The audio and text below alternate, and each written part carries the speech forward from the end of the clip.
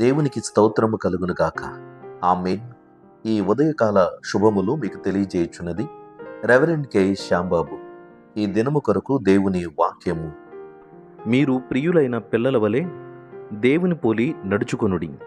ఎఫెసీ పత్రిక 5వ అధ్యాయము 1వ వచనము. దేవుడు తన పిల్లలైన మనయందు తన ఆత్మీయమైన పోలికలను చూడాలని ఆదిలోనే నరనారీలను అనగా మానవులను సృష్టించి ఉన్నాడు. ఆదికాండము 1వ అధ్యాయము 26వ వచనములో మన పోలిక చొప్పున నరులను చేయుదుము అని ప్రభువు ఆలోచించిన విధానము మనము చదవగలం.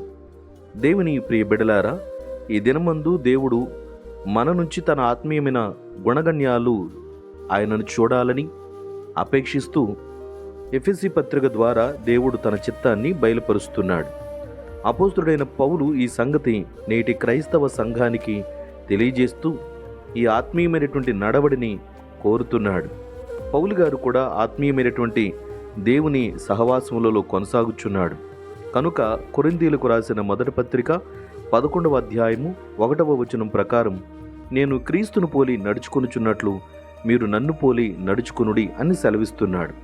యేసుక్రీస్తునందు తండ్రి అయిన దేవుని యందు ఏ గుణగణ్యాలున్నావో భక్తులమైన మనము కూడా ఆ ప్రకారము నడవవలసిన వారమై ఉన్నాం. దేవుడు పరిశుద్ధుడై ఉన్నాడని లేవీకాండము 19వ అధ్యాయము 2వ వచనములో ఆ గుణమును తెలియజేయుచున్నాడు. మీరు పరిశుద్ధులై ఉండవలెను, మీ దేవుడైన యెహోవానగు నేను పరిశుద్ధుడనై ఉన్నాను అని దేవుడు తెలియజేయుచున్నాడు. దేవుని పోలిక అనగా దేవుని లక్షణం ఏదైతున్నదో అది మనము కలిగి జీవించాలి. కాబట్టి మనము పరిశుద్ధమైన స్వభావమును, మనస్సాక్షిని, జీవితమును కలిగి జీవించాలన్నదే దైవ సంకల్పము, దేవుని పోలిక. సోదరి సోదరుడా, ఎలా ఉన్నది నీ మనస్సాక్షి? నీ జీవితం ఎలా ఉన్నది? యేసుక్రీస్తు రక్తము ప్రతి పాపమును కడిగి శుద్ధి చేయగలుగునది. కనుక దేవుడు పరిశుద్ధముగా ఉండమని చెప్పినప్పుడు పరిశుద్ధపరచబడే అవకాశాన్ని యేసుక్రీస్తు ద్వారా అనుగ్రహిస్తున్నాడు. దేవుని పోలికలో నీవు జీవించడానికి పరిశుద్ధతను నీవు కలిగి ఉండాలి. మరొక గుణలక్షణం ఏమిటంటే, యోహాను మొదటి పత్రిక 4వ అధ్యాయము 8వ వచనములో దేవుడు ప్రేమస్వరూపి అయి ఉన్నాడు అని వాక్యము తెలియజేయుచున్నది. కనుక దేవుని యొక్క గుణగణ్యములో 2వ లక్షణము పోలిక ప్రేమ. ప్రేమ లేనివాడు దేవునిని ఎరుగలేడు. కనుక దేవుడు మనలను ప్రేమించుచున్నాడని యోహాను సువార్త 3వ అధ్యాయము 16వ వచనములో తెలియజేయుచున్నాడు. దేవుడు లోకమును ఎంతో ప్రేమించును. కాబట్టి దేవుడు మనలందరినీ ప్రేమించినప్పుడు మనము కూడా దేవునిని ప్రేమించాలి. ద్వితీయోపదేశకాండము 6వ అధ్యాయము 5వ వచనములో నీ పూర్ణ హృదయముతోను, నీ పూర్ణ ఆత్మతోను, నీ పూర్ణ శక్తితోను నీ దేవుడైన యెహోవాను ప్రేమింపవలను అని వాక్యము ద్వారా దేవుడు తెలియజేయుచున్నాడు. అంత మాత్రమే కాదు, మనము కూడా ఒకరిని ఒకరము ప్రేమింపవలనని యేసుక్రీస్తు ఇచ్చిన ఆత్మీయమైన ఆజ్ఞను యోహాను సువార్త 13వ అధ్యాయము 34వ వచనములో చదువుతున్నాం. మీరు ఒకరిని ఒకరు ప్రేమింపవలనని మీకు క్రొత్త ఆజ్ఞ ఇచ్చుచున్నాను, నేను మిమ్మును ప్రేమించినట్టే మీరును ఒకరిని ఒకరు ప్రేమింపవలనని ప్రభువు లేఖనమందు తెలియపరిచి ఉన్నాడు. ప్రియ సోదరి సోదరుడా, మనము దేవునిని ప్రేమించాలి.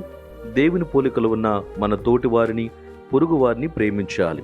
నిన్ను వలె నీ పొరుగు వారిని ప్రేమించు, దేవుని పోలికలో జీవించు.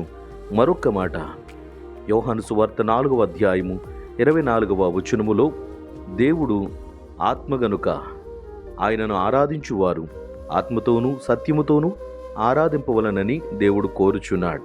కనుక ఏ రీతిగా దేవునిని ఆరాధిస్తున్నావు? దేవుని యొక్క ఆత్మీయమైనటువంటి గుణలక్షణములలో ఆత్మ సంబంధమైన ఆ స్థితిని మనపూర్వకముగా నీవు గుర్తెరిగి ప్రభువును విగ్రహములాగా చూడక ఆత్మస్వరూపి అయినటువంటి దేవునిని ఎల్లప్పుడూ మనస, వాచ, కర్మణ ఆరాధించి దైవ కృపను పొందాలి. దైవాశీస్సులు కలుగునుగాక. ఆమేన్. ప్రార్థన. ప్రేమ కలిగిన తండ్రి, కృప కలిగిన ప్రభువా, నీ పరిశుద్ధ నామమునకు స్తోత్రములు. మీరిచ్చిన మరొక ఉదయమును బట్టి స్తోత్రములు.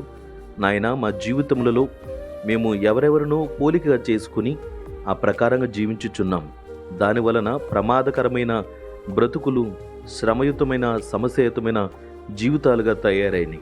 నిన్ను పోలి జీవించితే మా జీవితములకు సాఫల్యత కలుగుచున్నది, సమాధానము ఆశీర్వాదము కలుగుచున్నది.